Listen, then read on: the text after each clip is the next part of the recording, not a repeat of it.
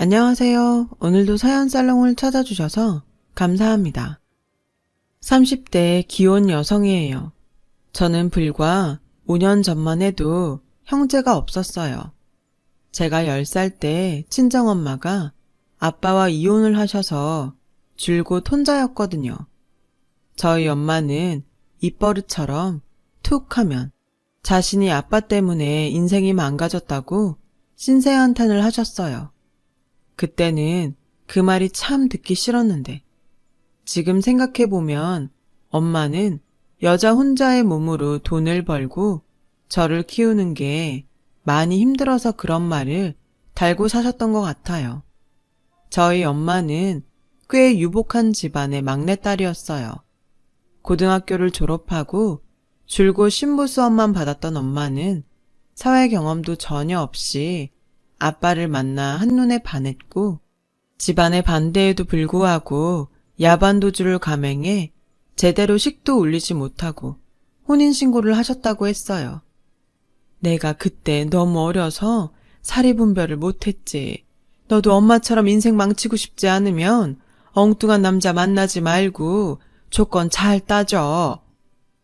엄마는 이혼 후 그저 어린 저와 살기 위해서 처음으로 자기 손으로 돈을 벌기 위해 아마도 남들보다 더 우여곡절을 겪으셨을 거예요. 저는 그렇게 고생하고 우울해하는 엄마를 보고 자라 철이 빨리 들었고 제 마음속엔 언제부터인지는 모르겠지만 늘 엄마가 불쌍하다고 생각했어요. 그리고 그런 마음은 자연스럽게 이렇게 엄마를 불쌍하게 만든 아빠를 미워하게 했죠. 아빠가 미운 것은 비단 엄마를 불쌍하게 했다는 것뿐만은 아니었어요. 두 사람의 이혼은 아빠의 외도가 원인이었는데 분명 제 기억에 엄마가 아빠에게 만나는 여자를 정리하고 돌아오라고 했는데 아빠는 그 여자를 선택했다는 충격도 한몫했어요. 사랑? 세상엔 그런 거 없어. 넌 절대 사랑 같은 거 믿지 마. 엄마는 아빠가 집을 나가고 한동안 술만 드셨어요.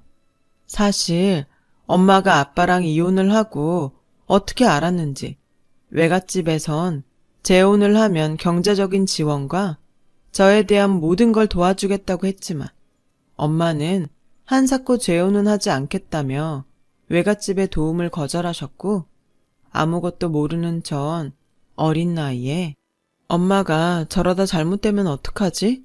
하는 불안감 속에 살았어요. 그리고 저는 엄마처럼 되지 않기 위해 나는 결혼을 하지 않겠다는 생각을 하게 됐어요. 엄마는 그렇게 얼마간 힘들어 하시다가 어린 저와 살아야겠다는 일념으로 다시 힘을 내기 시작했고 저와 엄마는 남에게 패기치는 걸 극도로 싫어해서 어느 누구한테도 의지하지 않고 죽이 됐든 밥이 됐든 모든 걸 저희끼리 해결했어요. 그렇게 엄마의 희생과 저의 노력으로 서울에 있는 이름 있는 대학을 졸업할 수 있었죠. 대학 졸업 후 곧장 복지가 좋다는 외국계 회사에 취업했고 그동안 맨 땅에 헤딩하며 고생한 엄마에게 이제부턴 편하게 생활비 받고 지내라고 했어요.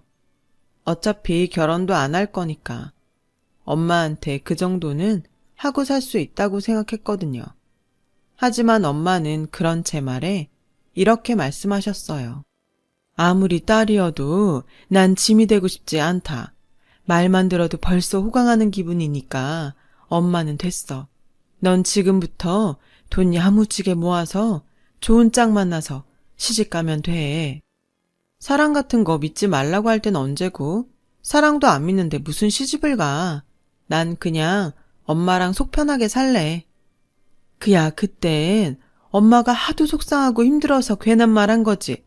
그리고 넌 네 아빠 같은 사람 말고 좋은 사람 만나면 되지. 너 정도면 능력 좋고 성실하고 착한 사람 얼마든지 만날 수 있어. 엄마, 그건 진짜 욕심이다. 세상에 그렇게 완벽한 사람이 어딨어? 왜 없다고 생각해? 당연히 있지. 넌 분명 그런 완벽한 사람이랑 결혼할 거야. 엄마가 장담해. 엄마도 남들처럼 사위도 보고 손주도 봐야 하지 않겠어? 말년에 그런 재미도 없으면 어쩌냐? 다른 게 호강이니? 그게 호강이다. 엄마는 제가 성인이 되고 자기 때문에 결혼을 안 한다고 할까봐 늘 저런 식으로 이야기를 하셨어요. 거의 매일 듣는 말이다 보니 이젠 별로 신경도 쓰이지 않았을 즈음. 전 엄마의 바람이 하늘에 통했는지 외부 출장을 갔다가 그만 과거의 엄마처럼 거래처 직원에게 한눈에 반하고 말았어요. 그리고 운이 좋게도 상대 남자도 제가 마음에 들었는지 미팅이 끝났는데도 점심을 사겠다고 했고 퇴근 후 시간이 된다면 다시 만나자고 하더라고요. 평소 같으면 경계하고 선을 긋고도 남을 일이었는데 정말로 세상엔 인연이란 게 있는지 그날은 그러고 싶지 않더라고요. 그래서 남편이 사준 점심을 맛있게 먹고 저녁은 다시 만나면 제가 사겠다고 말하자 이 남자 하는 말이 저를 또 심쿵하게 만들었지 뭐예요. 오늘은 말고 다음에 사요. 그래야 저도 그 핑계로 혜진 씨 다시 만날 수 있으니까요. 저 다시 만나줄 거죠? 그렇게 저를 심쿵하게 한 이 남자는 3년 뒤 저희 남편이 되었어요. 남편은 부산에 있는 회사에서 일을 하고 저는 서울에 있는 회사에서 일을 해서 저희는 장거리 연애를 하게 되었고 자주 보지 못해 그런지 서로 애틋한 마음에 남들처럼 싸우는 일도 없었어요. 그리고 남편은 저와 결혼을 하기 위해 서울에 있는 회사로 이직까지 했고 남편의 그런 의지로 저희의 결혼은 급물살을 타게 되었어요. 결혼하지 않겠다고 큰 소리치던 딸이 남자를 데리고 오자 엄마는 입꼬리가 귀에 걸렸죠. 꽤 까다로운 저희 엄마의 심사를 통과해서 결혼식 날짜를 잡게 되었어요. 저는 좋은 건지 나쁜 건지 모르겠지만 시댁 가족들이 모두 호주에 계세요. 그렇다고 남편이 혼혈은 아니고 어릴 때 가족 전부가 호주 이민을 갔다가 남편이 한국에서 대학을 다니면서 남편 혼자 그 후 계속 한국살이를 하게 된 거였어요. 호주에 계신 시어머니는 아무리 고국이라고 해도 아들 혼자 있는 것이 마음에 걸렸는데 이렇게 가정을 이루고 저희 엄마가 가깝게 있으니 그저 마음이 놓인다고 도리어 저에게 고맙다고 하셨어요. 주변에선 시댁이 외국에 있다고 저를 부러워했죠. 저희는 결혼식을 올린 뒤 저희 엄마가 사는 집 근처에 신혼집을 마련했어요. 신혼생활을 하면서 이 좋은 걸 내가 왜 안 한다고 했을까 생각할 정도로 너무 행복했어요. 제가 너무 행복하다고 자만했던 걸까요? 사람 일은 참 알 수 없다고 하더니 어느 날 모르는 번호에 전화를 받았는데 오래전 왕래가 끊긴 큰고모의 전화더라고요. 혜진이니? 큰고모야. 너무 오랜만에 연락해서 놀랐지? 순간 얼음이 되고 만 저는 그냥 전화를 끊자 하는 생각은 하면서도 정작 행동으로 옮기지 못했어요. 그리고 그 결과 오늘 새벽에 아빠가 돌아가셨다는 소식을 듣게 되었어요. 벌써 20년이나 보지 않았던 아빠인데 기분이 참 이상하더라고요. 여보세요? 듣고 있니? 니네 엄마는 길길이 뛰겠지만 그래도 너한테는 아빠인데 장례식 정도는 와줬으면 해서 미진이한테 네 연락처 물어봤다. 미진이는 저랑 동갑인 사촌으로 큰고모의 딸이에요. 엄마 아빠는 헤어졌어도 저랑 미진이는 사촌관계를 정리하지 않고 자매처럼 친구처럼 지냈거든요. 고모가 그걸 아시고 저에게 연락을 해오신 것 같았어요. 엄마도 알아요? 아빠 돌아가신 거. 그리고 아빠 그때 만나셨던 분하고 결혼하신 거 아니었어요?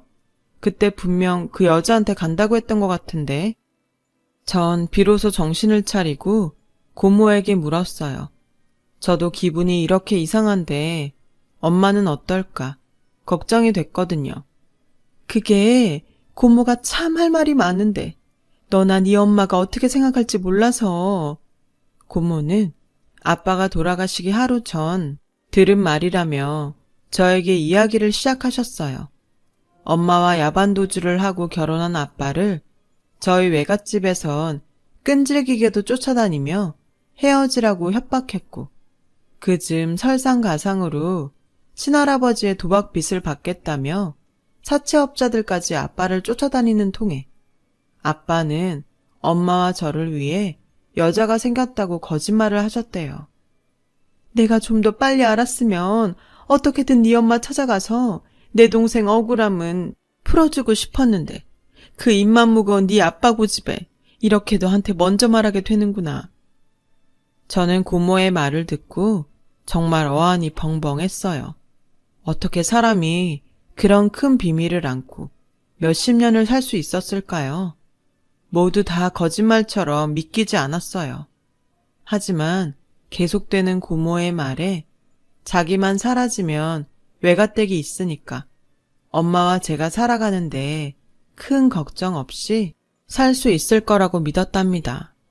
그런 아빠의 마음이 전해지는 것 같았고 또 도망자처럼 여러 지방을 떠돌며 사시다 딱한 사연 있는 여자를 만나 순수하게 도와준다는 것이 인연이 되어 14년 전 딸을 낳아 그 딸을 위해 혼인신고를 하셨다는 아빠의 사연을 듣고 전 그저 혼란스럽기만 했어요.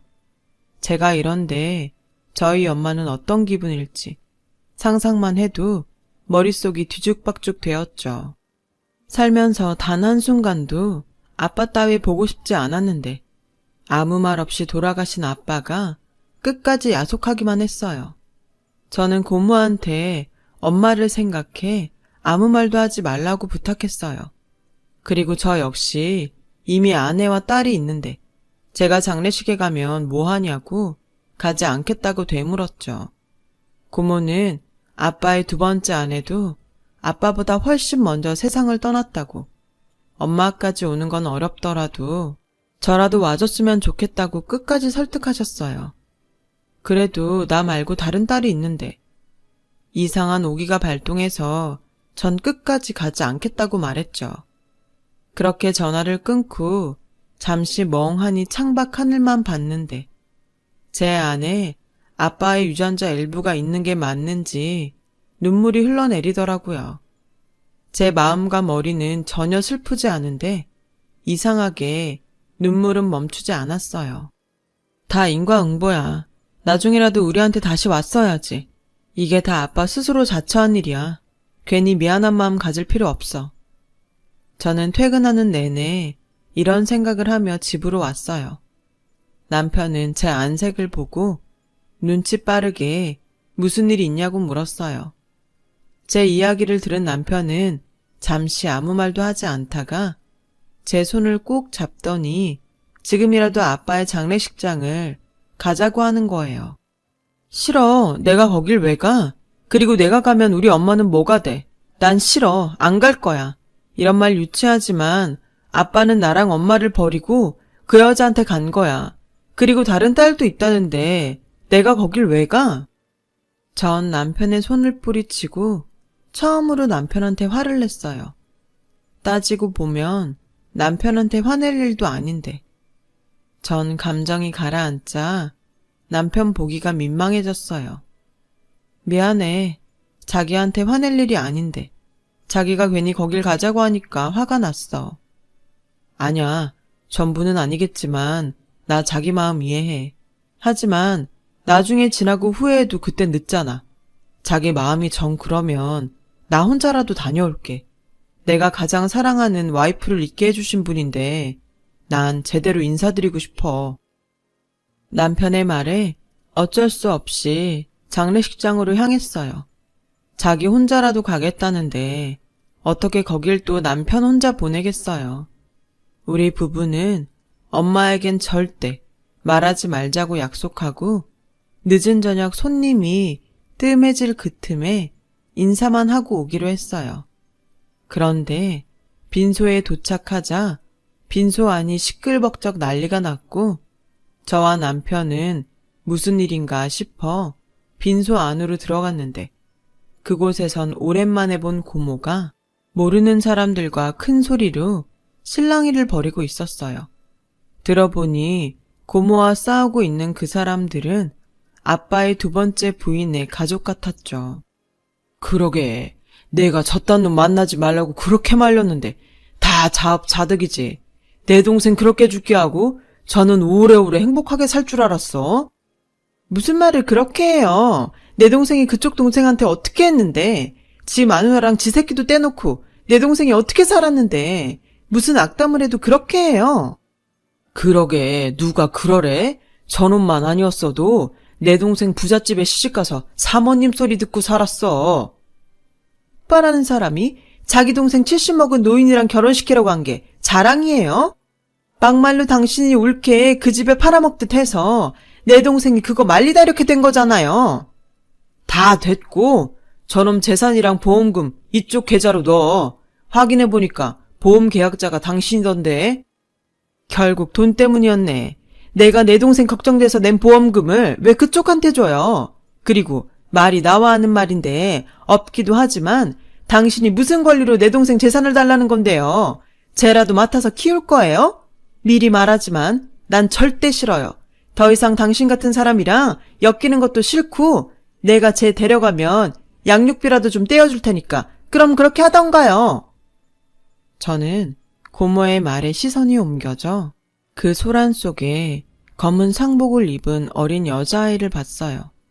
잔뜩 겁에 질리고 혼란스러워하는 여자아이의 모습이었는데 그 모습이 20년 전 엄마 아빠가 이혼을 앞두고 있었을 때 제 모습처럼 보였어요. 그때였어요. 그 아이와 제가 눈이 딱 마주쳤는데 저희는 아마도 그 순간 서로를 알아본 것 같았어요. 좋아. 내가 쟤 데려갈 테니까 대신 양육비 아주 넉넉히 줘야 할 거야. 고모와 실랑이를 하던 남자는 딱 봐도 돈을 받기 위해 아이를 데려간다고 말한 거였죠. 그리고 거칠게 아이의 옷자락을 잡아 끄는데 그 순간 저도 모르게 달려가 그 손을 잡았어요. 그리고 그 남자를 노려보며 이렇게 말했어요. 아직 상중이잖아요. 데려가더라도 장례식 끝나고 데려가세요. 넌 또 뭐야? 저는 저를 무섭게 쏘아보는 남자 앞에서 아무 말도 하지 못했어요. 언니라고 할 수도 모르는 사람이라고 할 수도 없었거든요. 그때였어요. 제 남편이 저와 아이를 막아서며 핸드폰을 꺼내 더 이상 소란스럽게 하면 경찰 부를게요. 라고 말하면서 상황을 종료시켰어요. 어머, 혜진이 왔니? 그래도 핏줄은 핏줄인가 보다. 어서 와서 아빠한테 인사해라. 불쌍한 내 동생, 살아서 못 본 딸, 이렇게 죽어서 보는구나. 고모는 울면서 말했어요. 저는 참 오랜만에 보는 아빠의 사진을 보며 다 잊었다고 자부한 어린 시절, 아빠와 좋았던 때들이 주마등처럼 스쳐 지나갔어요. 그리고 자꾸 이상하게 마음이 여자아이에게 끌리더라고요. 조용히 다가가 이름과 나이를 물었어요. 이름은 저와 같은 돌림자를 쓰는 것 같은 혜영. 나이는 저보다 14살이 어린 18살이라고 하는데 대답하는 동생의 얼굴에 어떤 감정도 느껴지지 않았어요. 그냥 모든 걸 다 포기하고 체념한 듯한 얼굴이었죠. 저는 고모의 배웅을 받으며 돌아가기 위해 차에 탔어요. 남편이 시동을 걸고 차가 한적한 도로를 달리기 시작하는데 순간 전 이대로 돌아가면 안 될 것 같은 이상한 기분에 남편에게 다시 장례식장으로 가달라고 했어요. 그리고 그 길로 달려가 동생에게 제 명함을 주며 이거 언니 번호야. 힘든 일 있으면 전화해. 멍청하게 참지 말고. 그리고 아까 그 남자한테는 절대 가지 마. 이유는 말 안 해도 알지? 만약 갈 데 없으면 언니한테 전화해. 꼭. 지금 생각해도 참 신기해요. 처음 보는 이복 동생에게 전 왜 그런 말을 했을까요? 저희 엄마가 알면 까무러칠 말들을 쏟아내고 전 집에 와서 핸드폰만 보며 밤을 꼴딱 새우게 되었어요. 그렇게 한두 달이 지나갔고 저는 그래, 이렇게 시간이 지나면 있겠지 하는 마음으로 일상으로 돌아왔는데 문득 동생이 생각나더라고요. 그러던 어느 날 자꾸 안 좋은 생각이 들어 고모에게 전화를 걸었어요. 고모, 그때 걔 지금 어디서 지내요? 걔? 아, 걔 내가 발인 끝나고 지 삼촌한테 데려다 줬는데. 그 삼촌이란 사람, 그때 고모랑 싸우던 사람 아니에요? 고모는 어떻게 그런 사람한테 애를 보내요? 그럼 어쩌니? 너 가고 계속 찾아와서 사람 힘들게 하는데. 그리고 내가 보낸 게 아니야. 지가 간다고 하더라. 근데 너 그거 마음에 걸려서 전화했니? 저는 고모한테 그 집 주소를 물었어요. 그리고 그 다음날 남편과 각자 휴가를 쓰고 그 집에 찾아갔어요.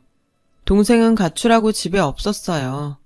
어찌된 일인지 물어보고 싶었는데 그 남자는 대낮인데도 술에 취해 정신을 차리지 못해서 근처 파출소에 가서 가출 신고를 했고 딱 일주일 뒤 동생을 찾을 수 있었어요.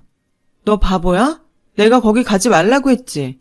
너 내가 준 명함 어쨌어? 버렸니? 제가 거기 가야 다른 사람들이 편해지잖아요. 삼촌은 평소에도 툭하면 아빠를 찾아와서 엄마가 죽은 건 다 아빠 때문이라고 돈을 달라고 했어요. 다른 건 몰라도 패기치고 사는 건 정말 싫어요. 그 순간 저는 마음이 저릿했어요. 어쩜 우린 이런 면을 아빠를 빼닮은 건지. 저도 그 패기치기 싫은 마음을 너무 잘 알 것 같았거든요. 그래서 더 아빠가 미웠는지 몰라요. 여튼 당분간 저희 집에 있으라고 했어요. 아마 그 삼촌이란 사람은 저희 집은 알지 못할 테니 동생이 안심하고 지낼 수 있을 거란 생각이었어요. 하지만 그런 제 생각은 한치 앞을 내다보지 못한 짧은 생각이었어요. 다음 날 저희 엄마는 과일을 너무 많이 샀다며 연락도 없이 저희 집에 가셨고 저와 남편도 없이 동생을 딱 마주하게 되었어요. 어머, 남의 집에 누구? 저는 언니 동생. 응? 뭐? 누구 동생? 여기 언니 동생이요. 뭐? 전 그날 급히 오후 반차를 내고 집으로 달려갔어요. 그리고 저는 20년 전 엄마가 이혼 후 자신의 분을 못 이겨 폭주하던 그때 엄마의 모습을 보게 되었어요. 너 빨리 설명해. 얘가 지금 너 동생이라는데 난 너 말고 딸을 낳은 적이 없잖아. 근데 왜? 얘가 네 동생이라는 거야? 엄마, 진정해. 그냥 언니 동생 하는 사이도 많잖아. 뭘 이렇게 열을 내? 그냥 언니 동생? 넌 지금 이 엄마를 바보 등신으로 하는 거야? 아무래도 엄마는 모든 사실을 이미 알고 있는 듯 제 어설픈 말에 더욱 역정을 냈어요. 언젠가는 얘기해야 할 일이었지만 막상 현실로 닥치니 저는 난감하기만 했는데요. 그때였어요. 죄송해요. 제가 나갈게요. 언니는 아무런 잘못이 없어요. 제가 갈 데가 없어서 그냥 하룻밤 재워준 거예요. 동생은 허겁지겁 집을 나갔어요. 전 그래도 이건 아니다 싶어 동생을 말리려고 했지만 엄마는 그런 저를 동생에게 접근하지 못하도록 막아섰어요. 엄마, 쟤 갈 데 없어. 그러거나 말거나 네가 왜 신경 써? 지 부모한테 가던지 지 친구한테 가겠지. 아무리 뭘 모를 나이라지만 어떻게 널 찾아올 수 있니? 쟤가 온 거 아니야. 내가 데려온 거야. 너 계속 거짓말하면서 쟤 싸고 돌래? 아까 지가 불었어. 가출했다가 돈 떨어지고 배고파서 너 찾아왔다고. 넌 참, 내 딸인데 속도 좋다. 배다른 동생도 동생이라고 나 몰래 챙기고 싶디? 쟤랑 언제부터 알았어? 혹시 네 아빠가 연락했니? 엄마의 말을 듣고 도저히 동생을 그냥 그렇게 가게 둘 수 없었어요. 무엇이 저렇게 어린 아이를 철들게 했는지. 그게 너무 속상해 저라도 동생의 손을 잡아줘야 할 것 같았어요. 하지만 동생은 어디로 갔는지 금세 모습이 보이지 않았죠. 저는 할 수 없이 집으로 돌아와 엄마한테 자초지정을 모두 얘기했고 저희 엄마는 충격과 혼란 속에 넋을 잃은 사람처럼 주저앉았어요.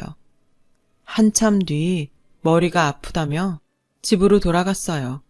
동생은 그날 이후 어느 누구도 알지 못하는 곳으로 숨었고 저는 동생의 친구라는 아이를 통해 동생의 핸드폰 번호만 겨우 알아냈는데 그 번호도 요금을 하도 내지 않아 끊긴 지 오래였어요. 친구 말에 의하면 그 핸드폰에 사진이며 좋아하는 것이 잔뜩 있어서 동생의 보물 1호라는 말을 듣게 되었어요. 저는 가까운 대리점에 가서 동생의 밀린 핸드폰 요금을 모두 납부하고 전화를 걸까 하다 이제 모두 다 알게 되어 괜찮으니 도망치지 말고 저희 집으로 돌아오라고 문자를 보냈어요. 하지만 동생에겐 어떤 연락도 없었죠. 남편은 핸드폰에 문자도 남겼고 그 아이가 우리 연락처도 알고 있으니까 기다리자고 했어요. 그렇게 1년 정도의 시간이 흘렀어요. 전 매달 동생의 핸드폰 요금을 내주었고 답장도 없는 문자를 보냈어요. 그러던 어느 날이었어요. 속이 불편하고 헛구역질도 나오는 게 임신을 했나 하는 기대로 임신 테스트기를 사용했죠. 몇 개를 해봐도 테스트기엔 비임신이라는 결과만 나와 병원을 찾게 되었어요. 너무 빨리 알아채면 테스트기에도 나오지 않는다는 말을 들었거든요. 근데 뜻밖의 제 검사 결과는 임신이 아닌 신부전증이었어요. 그러고 보니 요즘 몸이 저리거나 붓는 증상이 자주 있었는데 대수롭지 않게 생각한 저는 안타깝게도 병을 키우고 있었어요. 의사 선생님은 제 신장이 정상 신장보다 10%밖에는 기능하지 못한다고 하셨고 지금 이 상황에선 투석과 이식을 해야 한다고 하셨어요. 평소에 제 스스로 둔하다고 생각하지 않았는데 전 이렇게까지 나빠진 제 몸을 보고 넋을 놓았죠. 저희 엄마와 남편은 서둘러 조직 접합 검사를 받았어요. 걱정하지 마.